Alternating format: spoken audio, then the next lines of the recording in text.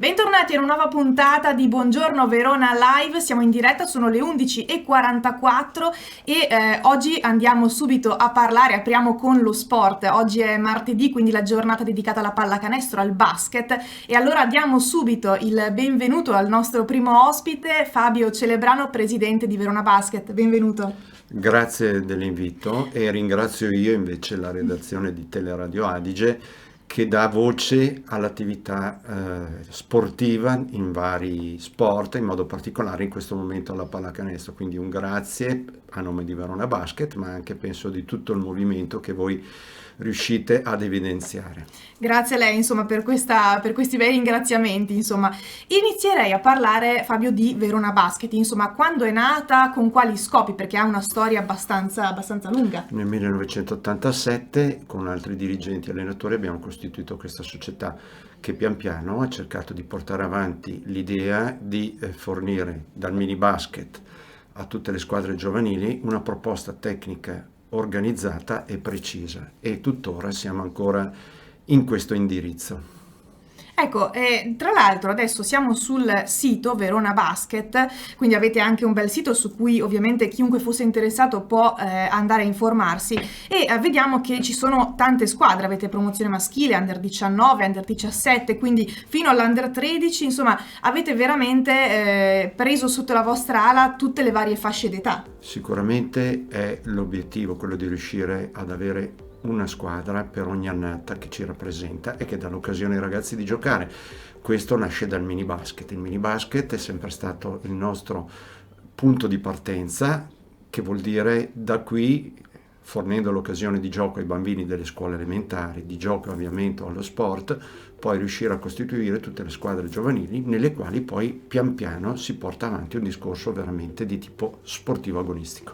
E infatti, focalizzandoci un attimo sul mini basket, perché è, diciamo, un po' il vostro focus principale, diciamo, è quello di stare con i bambini, insegnare fin dalla giovane età, insomma, uno sport bello come il basket. Ecco, voi avete aperto anche, tra l'altro, proprio qualche giorno fa le iscrizioni. Allora, il mini basket, con quello che abbiamo avuto tutti come problema legato all'emergenza sanitaria, è stato uno di quelli che è stato colpito di più.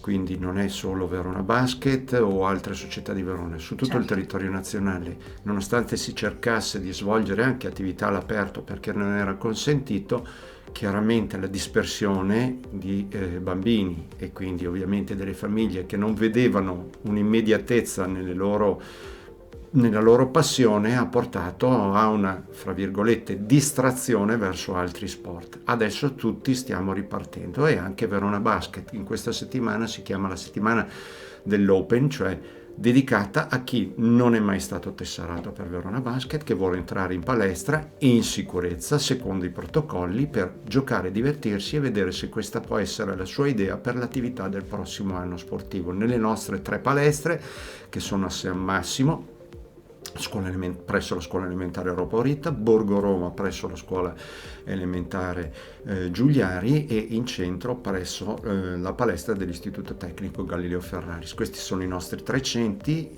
Abbiamo fatto pubblicità e cerchiamo anche con il passaparola, con le immagini, con Facebook, Instagram, il sito, di dare indicazione, e infatti tutte le possono trovare sul nostro sito o sulla pagina Facebook di Verona Basket.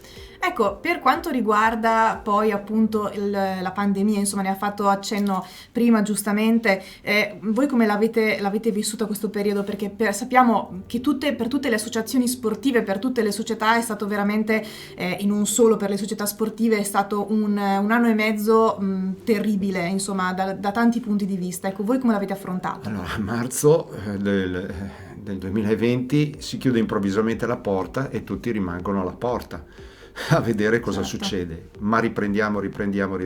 Purtroppo c'erano problemi anche più grossi sicuramente di affrontare un'attività sportiva. Appena si è potuto riaprire, come tutti, a giugno del 2020 si è ripreso con un'attività condizionata nella speranza di ripartire a settembre. A settembre si riparte normalmente, come tutti sapete, quindi si è richiuso. attività all'aperto, smart working, training coordinato da lontano in forma agile, tutto questo per tenere unito. E come dico, chi ha giocato e che quindi 13-14 ha già affrontato precedentemente un anno almeno di attività sportiva, è rimasto legato al nostro sport. Il problema è dare stimoli e continuità e fidelizzazione ai più piccoli, che dovevano ancora incominciare a capire se questo gioco poteva interessarli, oppure se è un gioco che forse può darsi possa seguire. Quindi sì. E lì è stato il problema principale: apri, chiudi o chiudi del tutto. Mantenere i fili è stato possibile nel settore giovanile, e infatti le perdite sono legate principalmente a motivazioni non legate a questa apri, chiudi, stop and go. Il mini basket invece per tutti è proprio stata la fidelizzazione e l'abitudine al gioco mini basket. E allora speriamo insomma che l'attività possa riprendere con tranquillità, insomma anche con il mini basket, che i bambini possano tornare a giocare e a divertirsi, perché poi ovviamente una parte fondamentale anche del basket è il divertimento, soprattutto per i più piccoli.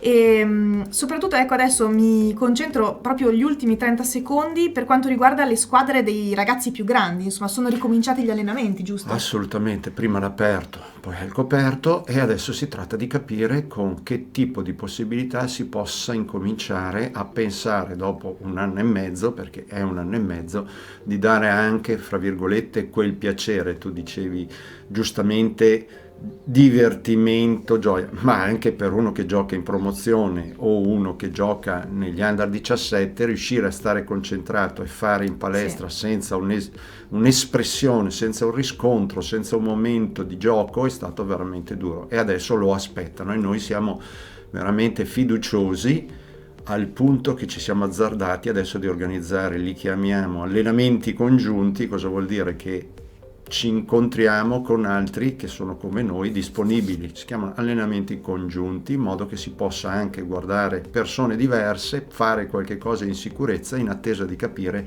come e quando qualche campionato possa riprendere.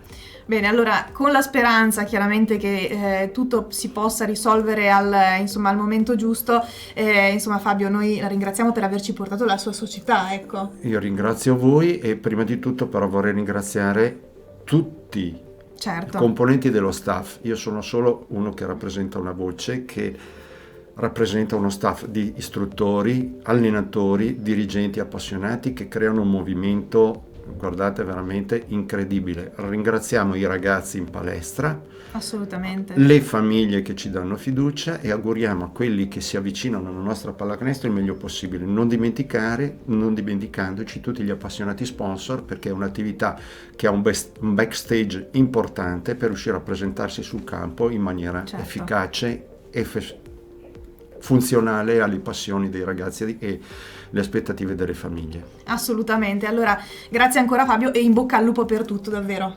Grazie ancora a voi. Benissimo, allora anche noi vi salutiamo, diamo spazio un attimo alla musica e poi torniamo alle 12:15 con il nostro secondo ospite. A tra poco.